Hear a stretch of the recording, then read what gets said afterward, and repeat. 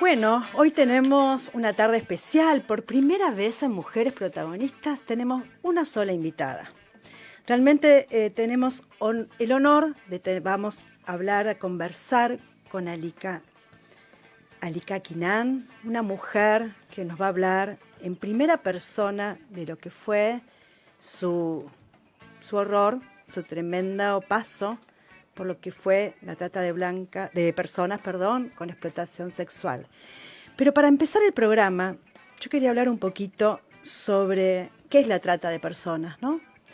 Esto lo definen como una de las formas modernas de esclavitud que afecta a todos los países del mundo, cuyas víctimas son en su mayoría mujeres y niñas. Y estuve averiguando en un estudio que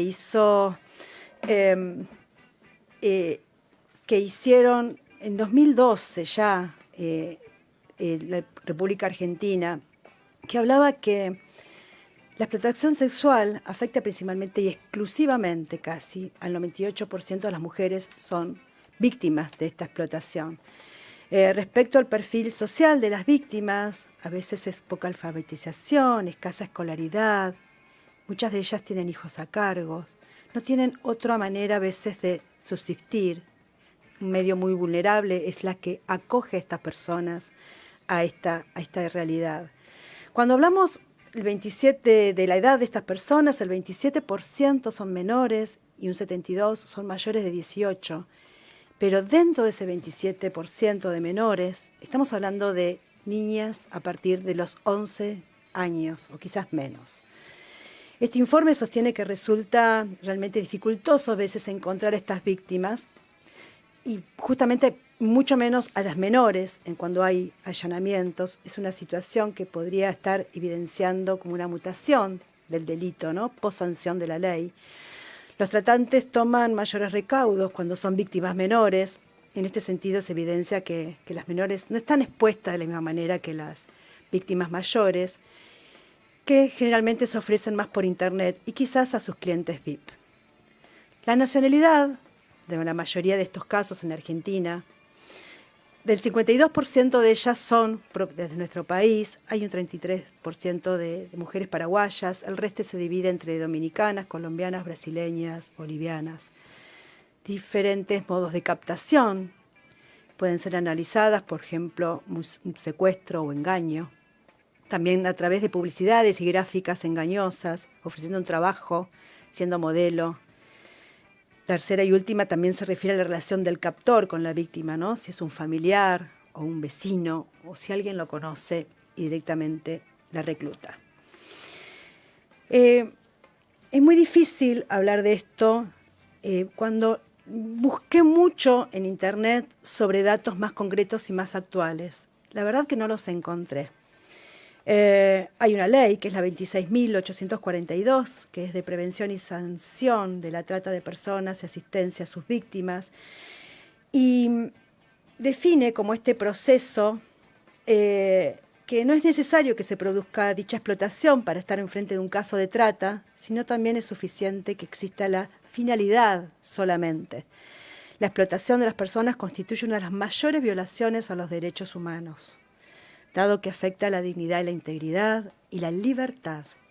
Así que damos la bienvenida a Alika Kinan, ella que tiene realmente sobre sus espaldas y como misión en su vida poder no solo dar visibilización a través de su propia historia, sino también de ayudar a otras mujeres a que salgan de esto, no se sientan que no están solas y que pueden estar acompañadas para denunciar cada caso de cada una. Buenas tardes, Alika, ¿cómo estás? Bienvenida a Mujeres Protagonistas. ¿Cómo estás? Hola Silvia, buenas tardes, ¿cómo andás? Bueno, feliz de tenerte acá, de verdad. Es un honor hoy tenerte, Mujeres Protagonistas, porque eh, primero, como comentaba al principio del programa, es la primera vez que hay una sola invitada, ¿no? Siempre tratamos de que haya dos, a veces tres, pero realmente creíamos que hoy el tema es tan vasto y tan especial que sabíamos que no nos iba a alcanzar el tiempo para poder hablar tanto que hay sobre esto. Eh, Viste, Alica, que recién contaba que no encontraba datos concretos en Internet a, a lo que se refiere la trata de personas y la explotación sexual. Hablo en estadísticas, ¿no? O sea, es que no he encontrado. Vos sabés, Silvia, que eso que vos estás, primero que es toda correcta la información que vos diste, Ujú, ¿sí? Eh, la poca o mucha información que encontraste es correcta y creo que ser un poco responsable de la autoría de esa información o de o de encontrar un poco esa información y juntarla en un mismo lugar. ujú, No sé de dónde la habrás sacado, pero me suena mucho a lo que trabajamos, al poco material que nosotros tenemos para trabajar tanto en la universidad como en la fundación, ¿no? Y vos sabés que cuando te quiero contar algo, contá. aprovechando que tenemos tiempo, vos sabés que más allá de yo haber tardado mucho tiempo en haberme dado cuenta que era víctima y que me costó mucho por ese camino en soledad, ¿no? Que lo hice o sea, sin un acompañamiento del Estado. El hecho de haber vuelto a Mar del Plata por mis propios medios, como pude, después de haber sido usada, como quien dice, para la declaración y luego no había absolutamente nada. O sea, había un abogado y una psicóloga en ese momento, pero no había nada para mí. Ni siquiera un pasaje de avión para volver A tu a casa. reencontrarme con mis hijas. Sí, tal cual. Ujú, Y me llevó 8 meses volver a Tierra del Fuego, que era el lugar donde estaba la causa y donde yo sabía que tenía que buscar abogado y donde yo tenía que iniciar todo, porque si no eso iba a quedar en la nada, ¿no? Entonces, una de las cosas que ya pasados algunos años, después de aquel primer recurso que presentamos, para que yo fuera querellante en la causa y demás, cuando yo ya había conseguí trabajo por mis propios medios, no fue a través de ningún cupo, no fue a través de nada, sino fue algunas pequeñas voluntades políticas y conseguir un trabajo en mesa de entrada en la universidad a través de una convocatoria abierta que había hecho la Universidad de Tierra del ujú. Fuego, ¿sí? Entonces, de lo cual yo me siento muy orgullosa, por una parte, y por otro lado digo, qué mal que estamos, ¿no? Porque a día de hoy, que ya han pasado casi 10 años, aún sigue sin haber propuestas o cupos laborales para las mujeres que fueron víctimas de trata y explotación sexual en nuestro país. Pero más allá de eso, ¿no?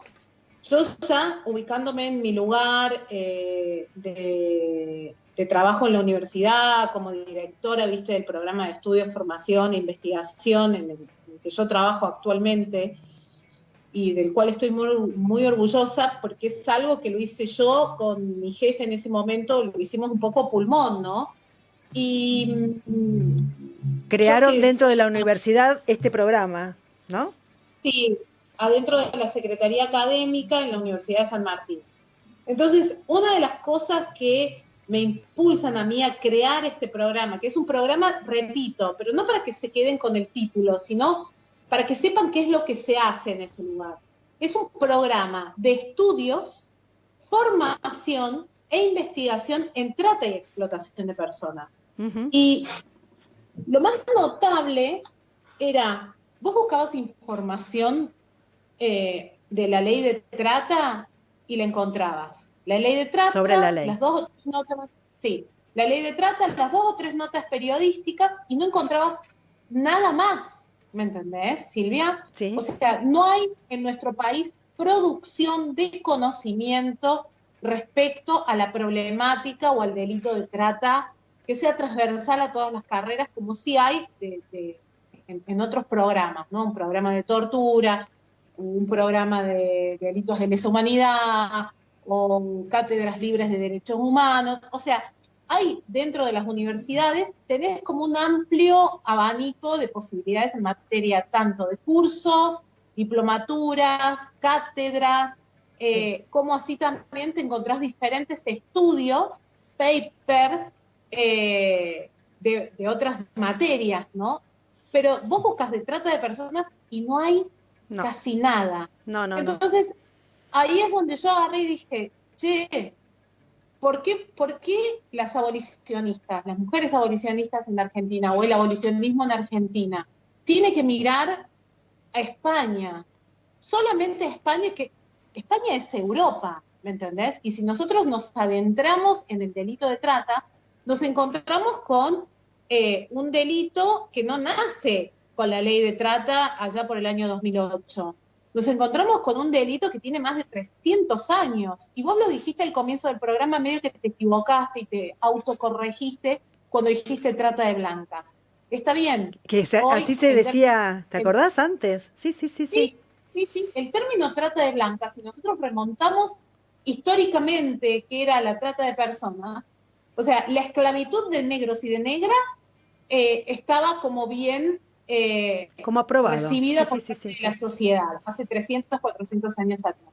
Y se consideraba trata de personas única y exclusivamente a las personas blancas, porque era como que nosotros teníamos una categoría o un nivel particular, entonces claro, nosotros no podíamos ser esclavizadas. En cambio, los negros, las negras, podían ser azotados, podían ser encerrados, privados de la libertad, explotados sexualmente, explotados en los campos, utilizados para el cuidado de niños, de niñas, la reducción a la servidumbre, varias de las modalidades de trata de personas que nos encontramos hoy en la actualidad y que por supuesto ese término quedó totalmente como desfasado en el tiempo con la conquista de derechos que hizo el colectivo afro en todo el mundo, Sí, ¿no? que de hecho Entonces, tuvimos en el programa a una profesora que trabaja con la Real Academia Española, donde están haciendo todas estas modificaciones, que ya se han hecho, obviamente, sí, porque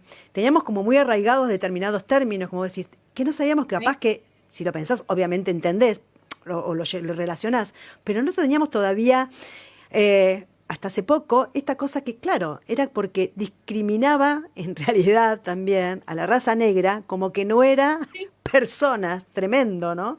exacto, exacto. Es un término racista. Totalmente. Básicamente se elimina trata de blancas porque era racista por la falta de reconocimiento del colectivo afro que también fue esclavizado y que de hecho puede continuar seguir siendo esclavizado. Así que, nada, a mí lo que me impulsa un poco mi carrera, mi camino dentro de lo que es la academia, es esto, la falta de producción de conocimiento y que constantemente estábamos mirando a Europa y en realidad Europa tiene una cultura diferente, una problemática diferente. Ayer casualmente, no sé si vos viste un posteo que yo hice en Instagram que hablaba de la subrogación de vientre y que Sí, llamaba a la adopción. Bueno, y me escribe una chica, una periodista sueca, muchísima formación, no es que no tenga formación, ¿sí? Muchísima formación. Y me dice, no, Alica, me dice, no podemos llamar a la adopción porque en realidad lo que estamos llamando es a la compra y venta de niños. Nada, y se dio como una discusión en privado, que creo que a muchísimas les hubiese venido bárbara esa discusión, pero bueno, la sostuvimos en privado porque nos cuidamos mutuamente, ¿no?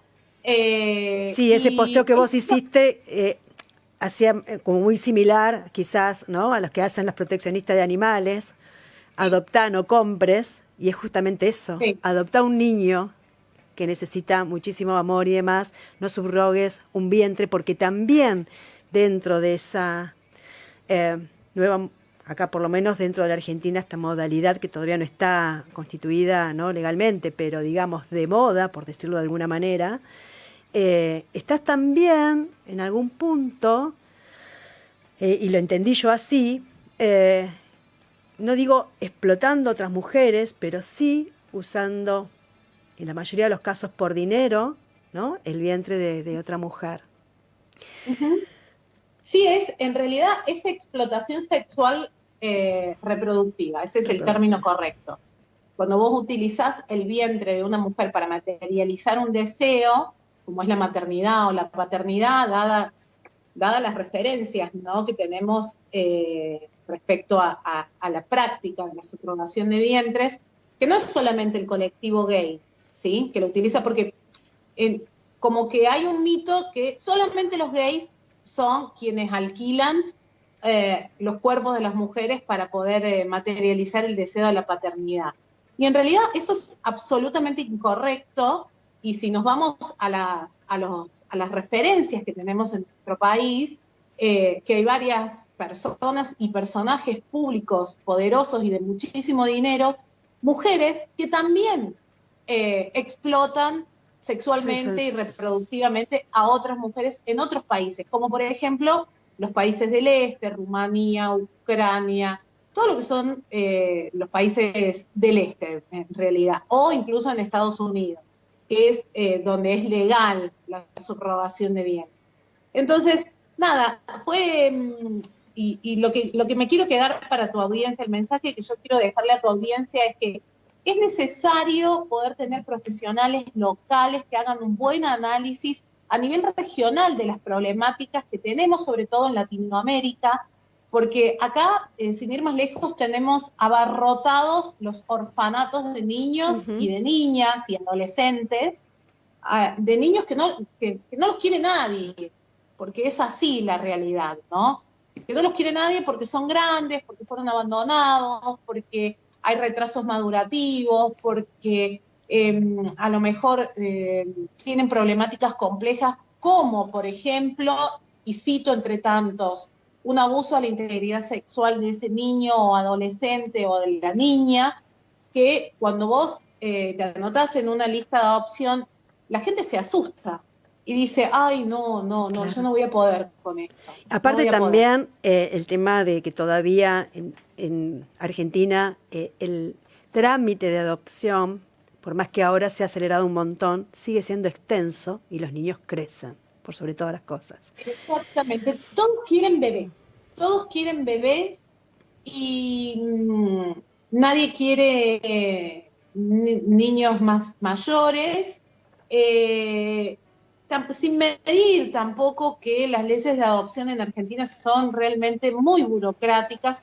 Y ojo, no estoy diciendo que no tengamos que completar o cumplimentar todos los requisitos que se solicitan respecto al sistema de adopción. Es necesario para evitar lo que dice esta periodista sueca, que es Hakasa,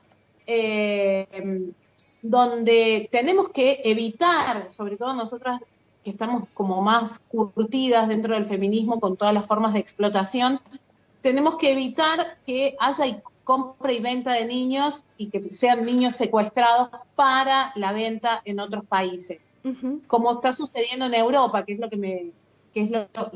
que ella sostenía. Y yo le digo, acá realmente no es esa la problemática, no es que los niños son secuestrados para ser vendidos a Estados Unidos o a Alemania o a Inglaterra, sino acá los niños son abandonados, pero de a miles en los orfanatos donde se producen violaciones, maltratos, situaciones de violencia. Hay mucha hambre en los orfanatos. Depende en manos de quién termine un centro de acogida. A veces incluso los niños pasan hambre. Entonces, yo creo que en Argentina, y tratando de evitar siempre esta problemática de trata de personas, tenemos que evitar que nos llegue ese impacto europeo, y para eso tenemos que tener una producción de conocimiento local donde se nos permita el estudio sobre nuestra propia problemática transversal a la territorialidad latinoamericana y por supuesto a la cultura latinoamericana. Tal cual. Y Alika, sos una mujer, si bien tu caso fue totalmente mediático, muy impactante. No solo tomó trascendencia en nuestro país, sino esto tomó una visualización del tema de trata de personas mundial. Veo que por todo lo que siempre, te seguí, te escuché y te sigo escuchando, que has tenido y estás teniendo un trabajo de reconstrucción como persona muy importante, ¿no? Así como comenté en los posts del programa, que que sos una de las primeras víctimas de trata de personas con explotación sexual, que te convertiste en querellante de tu propia causa y que no solo buscaste enjuiciar a tus proxenetas, sino también buscaste un reclamo, una reparación económica y moral de parte del Estado, que también es cómplice y parte de todo este entramado. Si no te molesta, Alika, y si entramos en especial en esto que hablábamos, ¿no? No se encuentran estadísticas de trata de personas, no se encuentran estadísticas concretas de cuántas denuncias hay, de cuánta gente. De pronto escuchás, sí, fueron, creo que lo escuché también en un reportaje que te hicieron a vos, desde el Ministerio de Justicia, fueron rescatadas 14.000 mujeres, o sea, estos números, esta realidad, ¿no? ¿Cómo, y que vos te pusiste al hombro todo esto también, ¿no? A través de tu fundación, Alika Kinan Fundación.org, de tratar de ayudar a todas estas mujeres que a veces no se creen víctimas, ¿no? A vos misma te pasó en carne propia, no creerte víctima, pero que sí, esto no excluye el delito, obviamente.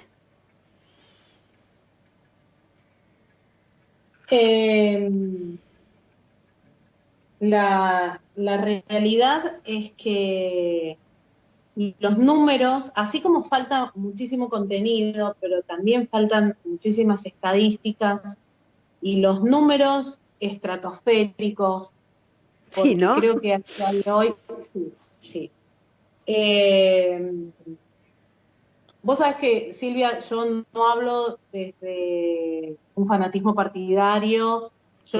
Hay veces que banco mucho un gobierno, después lo dejo de bancar porque ya no me gusta lo que dijo, porque no me gustaron ciertas prácticas, y trato de mantenerme, si bien hago política todos los días, trato de mantenerme con por la problemática, sobre todo que yo trabajo y la que manejo. Entonces, mi opinión está más allá de cualquier tipo de Seguro. partidismo. Uh-huh. Estos números estratosféricos que se manejan desde el Ministerio de Justicia, desde el programa de rescate y acompañamiento, a quien, por supuesto que yo estoy agradecida porque me acompañó en el momento del juicio, ¿sí?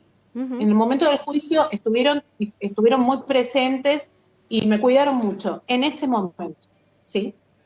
Solamente en ese momento. Pero yo llevo 10 años, 10 larguísimos años donde ha tenido idas y vueltas. Y también el hecho de que mi caso fuera tan mediático, como vos lo mencionás, y como se ha visto a través de los medios de comunicación, ha hecho que muchas mujeres me escribieran a mí y que se pusieron en contacto, mujeres que fueron víctimas, ¿no? Entonces, yo no soy una persona ajena a lo que pasa en mi país respecto a lo que se anuncia y las realidades que hay respecto a una problemática que yo le estoy dedicando mi vida, le dedico el estudio y la investigo permanentemente. Entonces, cuando te dicen, a día de hoy llevamos 16.500 rescates desde la sanción en el 2008 de la ley de trata. Entonces vos agarrás y decís, che, pero a ver, llevamos 12 años, 13 años de ley de trata,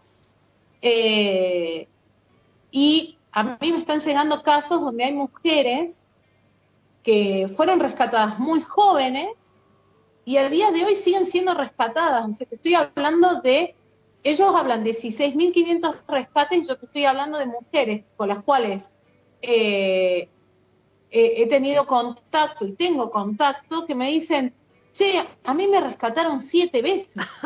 Claro. En diferentes prostíbulos. Entonces, a mí lo que yo lo llevo a pensar es, ¿cómo puede ser que a una mujer la rescate 7 veces en diferentes procedimientos? A lo mejor uno en el 2010, otro en el 2012, otro en el 2003. O sea, una vez por año prácticamente la estás rescatando. Eso habla de un claro fracaso del Estado respecto a que tienen una política criminal muy dura de allanar, de perseguir y criminalizar a quienes tienen los prostíbulos, a los proxenetas, y está bien, lo celebro, pero a su vez no tenés políticas públicas ni políticas de Estado que le den respuesta a las víctimas y que efectivamente las acompañen. O sea, vos creaste un programa, pero no está acompañando a todas las víctimas que se han rescatado. A mí no me sirve que rescates o que rescates a 1.500 por año y en realidad a la única que estás ayudando o a las 2 o 3 que estás ayudando y después todo el resto vuelve otra vez a ser captada, explotada, trasladada, y todas las que se han ido a Europa y fueron llevadas a Europa. O sea, hay números que no estamos cuantificando. Y aparte, esto que vos decís claramente, el acompañamiento, ¿no? Después que vos misma experimentaste, ¿no? Con la gendarmería, que allana el lugar, que las cámaras, que toda esa puesta en escena, ¿no? Donde van pasando las mujeres con la camperita, saliendo y demás.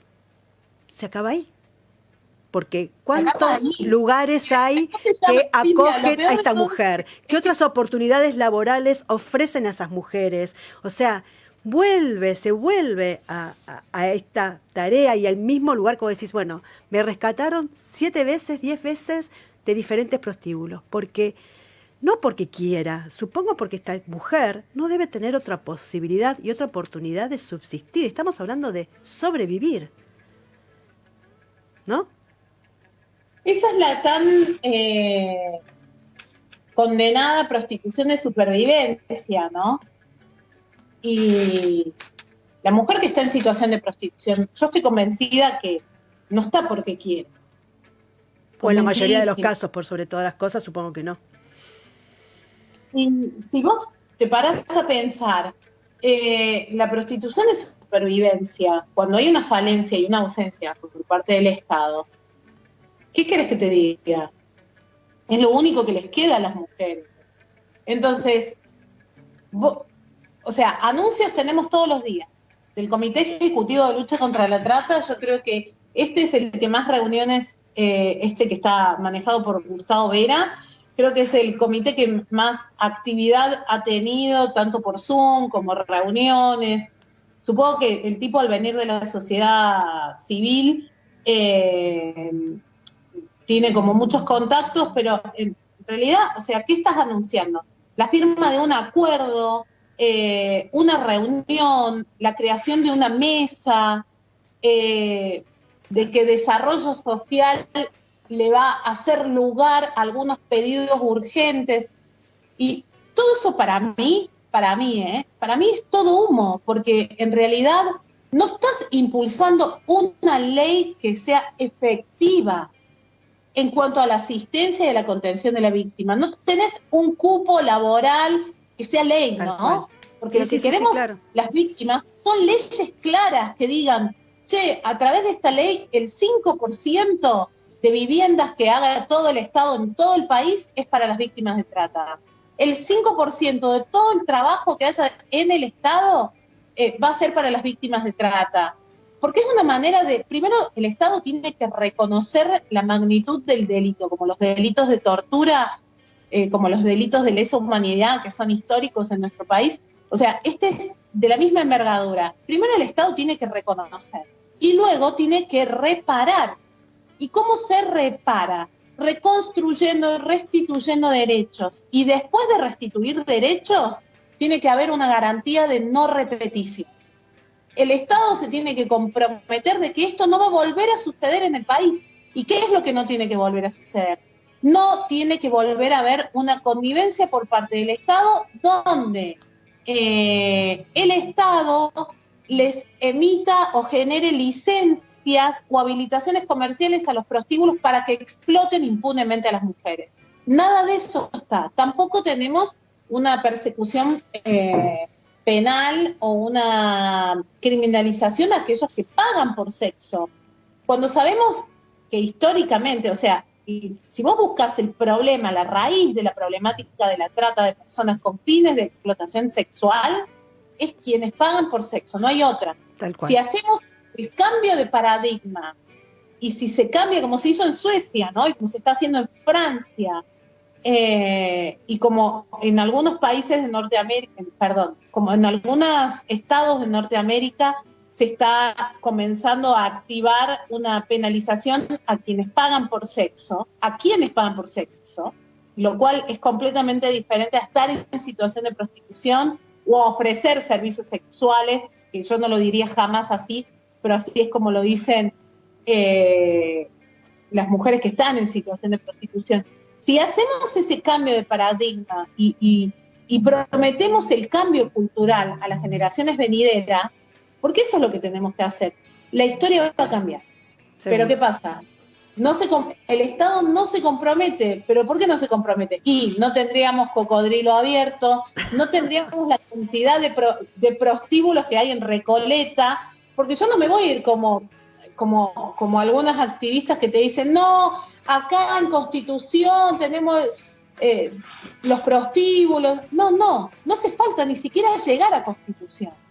Vamos a Recoleta y nos vamos a dar cuenta el poder económico y el poder capitalista que tiene el patriarcado, cuando en plena pandemia estuvieron funcionando los prostíbulos de Recoleta, incluso que llamábamos permanentemente y denunciábamos a la línea 145, que, vale decir, está manejado, la línea 145, que es la de denuncias, está manejada por el programa de rescate y acompañamiento a víctimas, que pertenece al Ministerio de Justicia, sí, y a la Procuraduría de Trata y Explotación de Personas. Entonces, a ver, Chamigo, ¿qué estamos haciendo? Bueno, pero ahí está claramente todo el entramado que hay entre lo político, las fuerzas públicas. Estamos hablando de un delito que es tercero después de la droga, venta de armas y la prostitución. O sea, esto desde décadas y décadas sigue siendo el tercer negocio mundial. Evidentemente el entramado y el tejido es claro, ¿no? Pues es que acá nos preguntan, justamente sacamos esto, nos preguntan en las redes, ¿qué opinás, Alika, de legislar sobre el trabajo sexual? Que creo que ya hay algo, ya está algo ya en carpeta, ¿no? Bueno, sí. Yo por supuesto que no acuerdo con legislar el trabajo sexual. Me parece que ya estuvo legislado la prostitución en nuestro país con claros resultados a favor de los proxenetas y de la trata de personas, ¿no? Aquí en nuestro país y en toda América Latina. Entonces, a mí me parece que sería un gravísimo error que se legislara en contra de los derechos humanos de las mujeres y en contra de los derechos humanos, por supuesto, de toda la sociedad, porque ya lo dice cuando lo cita Naciones Unidas, que te dice la prostitución y el mal que lo acompaña. La prostitución y el mal que lo acompaña tiene varias interpretaciones, ¿sí? Una de ellas puede ser la prostitución y la trata de personas, y otra es la prostitución en todo su gran espectro y el mal que lo acompaña. Yo me permitiría pensar que a lo que se refiere Naciones Unidas es que al daño que produce la prostitución a nivel social, en nuestros niños, en nuestras niñas, en nuestros adultos, en quienes pagan por sexo, en quienes normalizan que la mujer puede ser cosificable, que la mujer puede ser un objeto vendible, una mujer puede ser un mecanismo de satisfacción personal, o sea, despersonalizado totalmente de lo que está en realidad vos es. decís que todo, o sea, la frase solamente es el mal que los acompaña. El mal que lo acompaña. Cada uno entiende lo que quiere. Claro, no. A ver, se supone que el mal que lo acompaña es la trata de personas. Pero yo me permito ir un poco más allá. ¿Me entendés? Porque no hay una especificación certera de a qué se refiere. Entonces, para mí la normalización y la naturalización de la prostitución y de la explotación sexual, ese es un mal para toda la sociedad, que daña a toda la sociedad. ¿Me entendés? Ujú. No sé si me estoy siendo clara. Sí, lógico, porque no solo daña a toda la sociedad, a sus componentes, sino a esto que hablamos. Así lo entiendo yo, perdón, ¿no? Eh, Todo este tejido que hablábamos recién, de intereses y demás, que son económicos y de poder, obviamente es como una pirámide, ¿no? Que va bajando toda esa podredumbre, perdón, no sé cómo qué palabra usar, pero a toda la sociedad, claramente. Sí, sí, sí, sí, es que yo, aparte, si miramos la generación, la nuestra, de las mujeres de nuestra edad, que venimos también muy, ahora me van a matar, ¿no? Pero me matan las mujeres después de que diga esto. Pero venimos de recuperar la satisfacción sexual, venimos de recuperar el deseo sexual. O sea, yo con 30 y pico de años descubrí lo que era un orgasmo. Entonces, no es solamente una responsabilidad mía o de las parejas sexuales con las que estuve, ¿entendés? Más allá de que no tuve mucha opción. Yo entiendo que a lo mejor mi insatisfacción sexual se debe a la trata y a la explotación, ¿no? Pero más allá de eso, yo hablando con mujeres de mi misma edad, de mi mismo rango etario, de 40 y pocos, ¿me entendés? Que agarren y te dicen, no, pero es que nuestros maridos no saben, o sea, se creen que, ¿puedo ser clara, Silvia? Te pido Sí, tal cual. permiso. Sí, sí, sí, sí, sí. O sea, ellas agarran y dicen, mi marido se cree que tener sexo es agarrar, meterla, sacudir y ya está, ¿me entendés? Como que se acabó ahí. Entonces, no es solamente el coito, venimos las mujeres padeciendo el mal sexo y este mal sexo tiene una clara responsabilidad. Hay un responsable del mal sexo. Y no es puntualmente que los tipos no sepan, los tipos grandes, no sepan cómo hacer disfrutar o cómo disfrutar con su pareja. Se debe a la pornografía y a la prostitución. Esos dos excesos han dejado un legado en toda la generación de los 70 y los 80, Sí, sí. que fue el boom de la pornografía, pero los tipos como que se olvidaron de muchísimas cosas. O sea, les comió una parte de su sexualidad y de hecho nos come a nosotras gran parte del disfrute, ¿me entendés? Más allá de todos los tabúes que tenía el sexo de todas aquellas que nacimos en los 70, bien digo. Entonces, yo la verdad es que no quiero volver a eso. Yo quiero poder hablar libremente y que mis hijas disfruten libremente del sexo, que puedan transmitirle a sus parejas qué es lo que quieren, qué es lo que desean, qué es lo que les gusta. Y antes todo eso era visto como que eras una mala mujer, una mujer de la noche, estaba completamente demonizado. Y yo creo que ahora, en consonancia a estas leyes abolicionistas que hay en todo el mundo, o que debería por lo menos de haber en todo el mundo, o estos tratados internacionales que muchos países van ratificando, y el feminismo, y que las mujeres vamos hablando un poco más de sexo y vamos compartiendo experiencias con otras mujeres, va mejorando también nuestro placer, nuestro disfrute. Ya se dice No, que nuestra esta es la cabeza, ola, totalmente, sí, esta es sí. la cuarta ola, que es lo que nos mueve, es el deseo. Y más allá del deseo de cambiarlo todo, yo creo que también hay un claro deseo sexual de poder disfrutar, de tener buen sexo. Hoy, hace 2 días creo que celebramos, 2 o 3 días celebramos el Día Internacional del Orgasmo. Silvia, eso en mi época por lo menos No, no, era no estaba absolutamente. calendarizado. No Claro, estaba en pues ningún quiero festejar calendario. el día del orgasmo y ahora lo festejamos y yo le dije a mi marido, estaban los chicos en el auto que se reían y me decían, ay mami, y yo le decía, mi amor, hoy es el Día Internacional del Orgasmo. Y me decía, bueno, ya lo vamos a festejar a la noche, me decía. Entonces, qué sé yo, me parece que es positivo lo que nos está pasando. Claro que sí, sí, sí, sí, claro que sí. Y vos recién comentabas una mujer de 40 y pico, creo que tenés 44 años, ¿no, Alica? 45 cumplí en julio. Ya cumpliste 45, con 6 hijos, con pareja, por eso cuando te comentaba, te veo una mujer que realmente estás construyéndote continuamente, pero debe haber algún momento en tu vida en el que vos hiciste un clic, obviamente, supongo que debe haber sido allá por 2012, ¿no?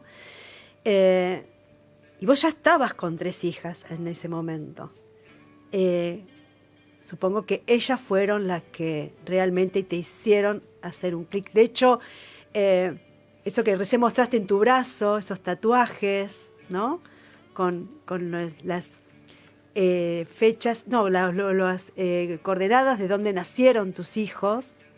Hermoso. Más allá de, bueno, uno cuando es madre cambia obviamente su cabeza, ¿no? Su brújula. Pero digo, cuando vos hiciste un clic, que ya tenías 3 hijas, ¿te imaginabas todo esto que ibas a poder construir como militante, entre comillas, y como propósito en tu vida para poder ayudar a tantísimas otras personas? Nunca, nunca, nunca me imaginé, capaz que desde el desconocimiento en materia de derechos, que no sabía que tenían tantos derechos, pero nunca me imaginé que le iba a dar este curso que hoy tiene mi vida, ¿no? Y que iba a poder llegar más allá de los demonios, más allá del estrés postraumático, más allá de todo el sufrimiento, que eso existe y va a seguir estando. Existiendo. Pero Silvia, yo nunca me imaginé tanta lucha en mi vida y nunca me imaginé tanta felicidad. Uh-huh. Mira lo que te digo. Nunca me imaginé que iba a poder amar tanto y nunca me imaginé que iba a poder disfrutar tanto de la vida como estoy disfrutando hoy en día. Y que iba a ser tan feliz con la pareja que elegí, con mis hijas, con mis 4 hijas mujeres, con mis 2 niñitos, ¿me entendés? Que yo estoy volviendo. Para mí ha sido un renacer absoluto, muy doloroso, porque yo me parí a mí misma y me parí a una mujer y a un ser humano de 34 años, creo que tenía en el momento del rescate. Entonces, fue un parto muy doloroso. Para mí, el parirme a mí misma me costó muchísimo, yo me desintoxiqué sola, no tuve acompañamiento por parte del Estado. Más allá de ese rescate por parte de Gendarmería y la Procuraduría de Trata y la Fiscalía de Ushuaia que hicieron la investigación, yo estuve muy sola los primeros años. Los primeros 5 años fueron de había algunas soledad. Organizaciones, ¿no?, que te acompañaron en esto, organizaciones así. Sí, pues después se sumaron, sí, y tengo compañeras que son valiosísimas y compañeras con las que aún a día de hoy, después de los casi 7 años de lucha que llevamos, seguimos haciendo cosas y estando juntas, pero los primeros años fueron terribles, no se los deseo a nadie. Y yo creo que un gran componente fue esa ausencia de la asistencia del Estado y del acompañamiento desde un principio, porque hoy la realidad es otra, hoy estoy en contacto permanente y casi diario con la gente de Dirección de Orientación a la Víctima, más allá de mi trabajo por mí misma, tengo mi psicóloga que es maravillosa. Claro, pero todo esto lo tuviste que remar la voz solita, digamos. Buscarte todo ese acompañamiento, construírtelo. Al principio, sí. Al principio construí yo misma mi proyecto. Me busqué yo el abogado, la abogada, que después vino una abogada. Ahora tengo otra vez un abogado. Pero yo no quiero que esto le pase a las mujeres. O sea, ¿hace falta sufrir tanto para poder conquistar tus derechos? Yo creo que no es necesario sufrir tanto, cuando en realidad lo que necesitas es que te la hagan un poquito más fácil, un poquito más amena, ¿me entendés?, a la cuestión. Es un rescate y es muy es muy complejo todo lo que tenés que atravesar, reencontrarte con tu familia, con tus hijos, con tus hijas. Yo me acuerdo, esto supongo que Fernanda Raberta también se debe de acordar, yo estaba en Mar del Plata y me encontré en la oficina de ANSES y yo no sabía ni lo que daban en ANSES, mirá lo que te digo. Y para mí fue una super conquista cuando le pude hacer los documentos, los DNIs argentinos a mis hijas, a mis 3 nenas, y cobré por primera vez la asignación universal. Pero nadie me había dicho que yo podía cobrar eso. O sea, fue de estar prácticamente en situación de calle que pasé por una oficina de ANSES, vi cola y entré Entraste y a preguntaste. ver qué pasaba. Sí, ¿qué van acá? Dije yo. Y le digo, bueno, yo soy víctima de trata. Y entré a los gritos. Y Georgina Bracone, de la oficina de ANSES en Mar del Plata, me enganchó, estaba con los ojos aterrorizados. Es que yo también me pongo a pensar a veces la cara de terror de las personas que me tuvieron que acompañar en aquel entonces, porque nadie sabía sobre la temática de trata. Y a día de hoy tampoco tenemos Tampoco. formaciones en los organismos públicos. ¿Me entendés? ANSES no tiene una formación en trata de personas y yo se la daría encantada, gratis, a ANSES, porque me encantaría devolverles algo de todo lo que ANSES me dio y de todo lo que hizo por mi familia. Yo gracias a ANSES pude volver a Tierra del Fuego y sacarme los pasajes de avión. Para el juicio, justamente, ¿no? Claro, Vos tuviste ahora en fíjate, mayo, inclusive, una segunda instancia del juicio, donde también comentabas que tuviste no solo que bancar la voz, sino, bueno, por suerte te fue muy bien, creo, ¿no? En esta segunda instancia en mayo también. Pero esto de luchar por un resarcimiento económico y moral, ¿verdad? sí. Y por anularme el proyecto de vida. O sea, ellos lo que hicieron fue truncar mi destino directamente. Es una indemnización moral, una indemnización, ay, ahora no me acuerdo, al proyecto de vida, de anular mi proyecto de vida y las condiciones en las cuales estuvimos sujetas, bueno, estuve yo sujeta y otras mujeres, pero como soy yo la querellante, es como que eso me da la facilidad de primero estar en pleno conocimiento de la causa y de poder hablar directamente con mis abogados y hacerles peticiones puntuales, ¿no? Pero fue, fue durísimo, fue durísimo y sigue Por eso, siendo con duro. solo 45 años, haber vivido esto, todo lo que viviste, realmente que vos también decías, bueno, en una nota que te estuve leyendo, eh, bueno, no tengo suerte, es la vida que me toca, ¿no? Cuando tu mamá también tuvo que pasar, y tu abuela, y tus tías, por la prostitución, y vos decías, bueno, es lo que me toca, y uno va mansamente hacia ese mandato, destino, y hoy verte no solo en los medios, sino también tan parada dentro de lo que sea esto de no solo visibilizar, sino de darle un marco legal a todo esto, una ayuda concreta a las víctimas, de estar acompañando y de estar mostrando al mundo que se puede denunciar, que podés ir contra estas personas que deliten, que con el delito que cometieron te cagaron la vida literalmente, literalmente.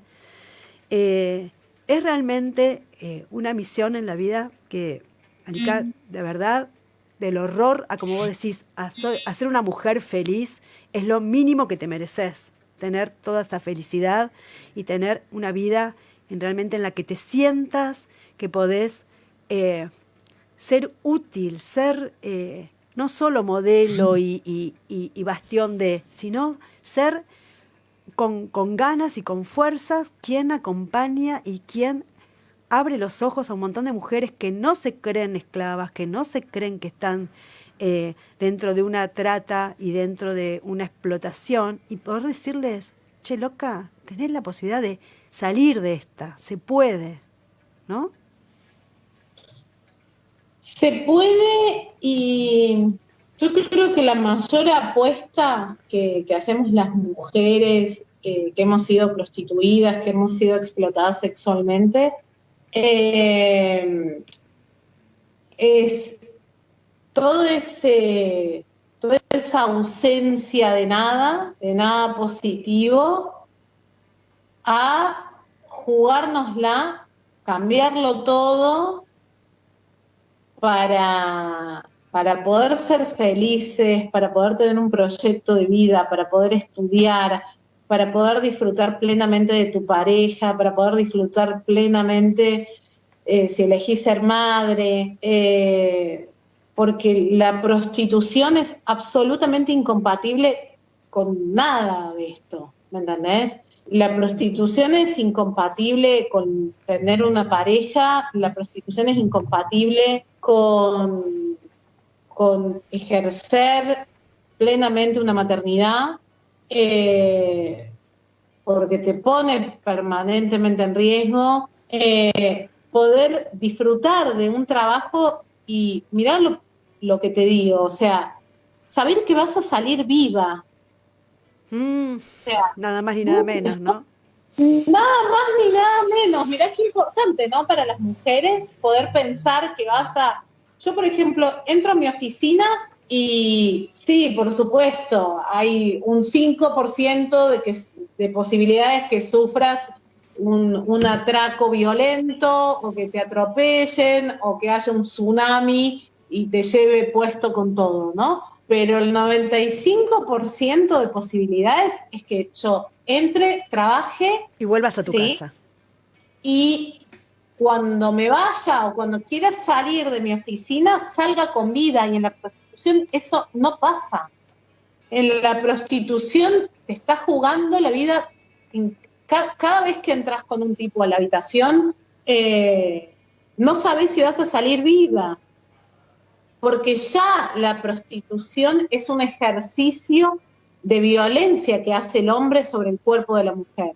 Y más allá de pegarte en una nalga o de sacarse el forro, y si te aprieta el cuello y, y se te aprieta un poco de más, porque hay tipos que te dicen, te doy, yo qué sé, 5.000 pesos para que te dejes apretar un poco el cuello porque me gusta. Y si por esos 5.000 pesos que a vos te hacen falta, el tipo te aprieta un poco de más y se pasó de rosca y te Ay, mira, mata. Y si el tipo vos no sos lo que esperabas en la cama y te te golpea da un de manera cachetazo, tal que, te caga palo. Ah. claro.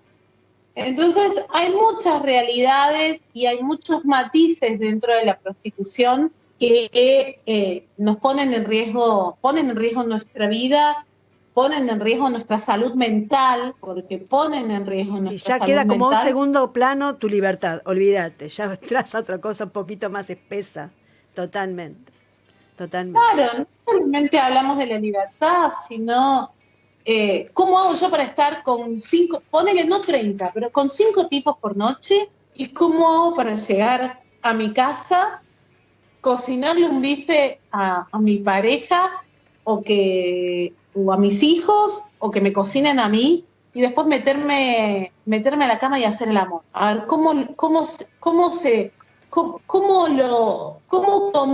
Sí, ¿cómo esas dos maridas eso? Es realidades. imposible, es Como- imposible. Después de fingir orgasmos todo el día, ¿cómo haces para volver? Es como que te obligan a teclear o contar plata, ¿viste? En esas bancarias que te hacen contar plata y llegás a tu casa y te dicen, mamá, ponete a la compu o vení, contame plata. Pero ¿por qué no se van todos a cagar? No quiero saber nada. Bueno, la verdad que es como un pozo tan negro, ¿no? Y tan, con tanta caca ahí adentro.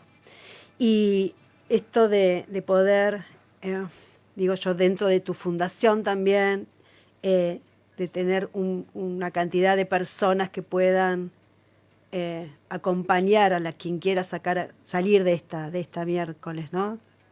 es realmente una labor importantísima. Alika, así que sinceramente me encantó esta charla. Empezó al revés, yo hubiese querido que empezamos a hablar de esto para terminar hablando de lo otro, pero no importa. Lo que contaste hoy realmente es importantísimo. Quisiéramos que recordar, ¿no?, la línea telefónica 145, que aunque sepamos que no puede dar quizás todas las herramientas, quizás sea el primer paso. Y si no sé si querés comentar, si alguien necesita pedir y solicitar ayuda, ¿cuál sería, si no también otra posibilidad, otra vía? Bueno, siempre lo que yo recomiendo es, por supuesto, más allá de todas las críticas que hago, es hacer la denuncia en el 145, que se queden con el número de denuncia. En el caso de necesitar información sobre una causa o sobre la problemática, o que necesiten recibir asistencia o contención psicológica o asesoramiento legal, pongo a disposición siempre la Fundación Alika Quinan, de la cual soy fundadora y presidenta. Nos encuentran en Facebook, en Instagram y por supuesto también en Twitter.